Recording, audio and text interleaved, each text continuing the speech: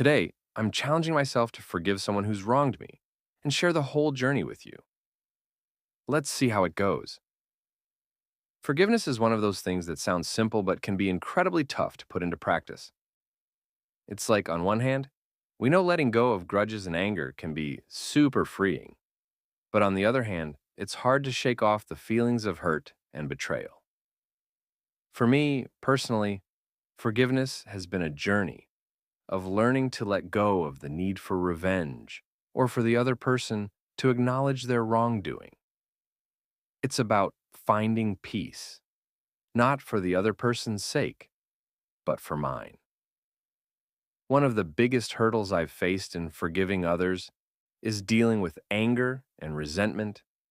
It's easy to get caught up in thoughts of, they did this to me, they owe me, and it's hard to shift out of that mindset. I've had times where I've replayed conversations or situations over and over in my head, thinking about how I could have handled it differently or how I wish they had acted differently. But the thing is, none of that changes the past. What's important is how we move forward. Sometimes I think we make forgiveness harder than it needs to be.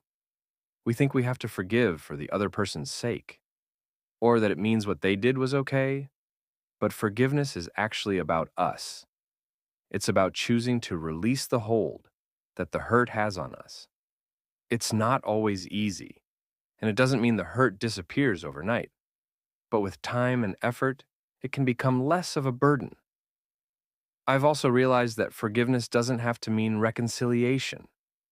You can forgive someone without wanting to be friends with them or even talk to them again.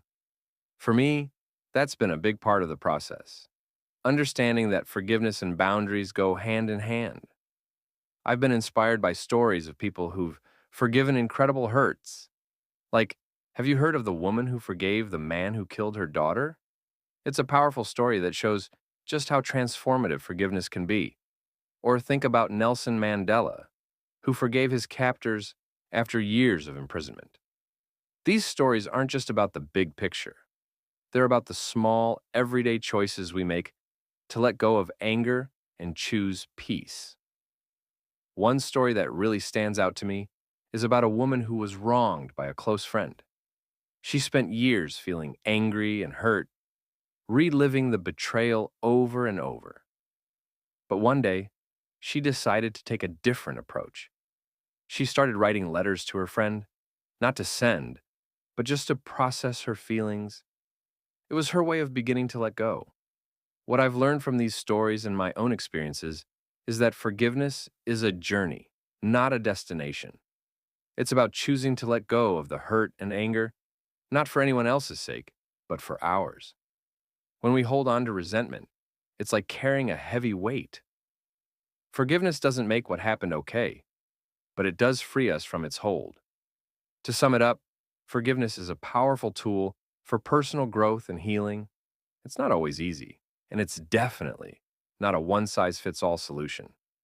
But by choosing to forgive, we can release the burdens of anger and resentment and find peace.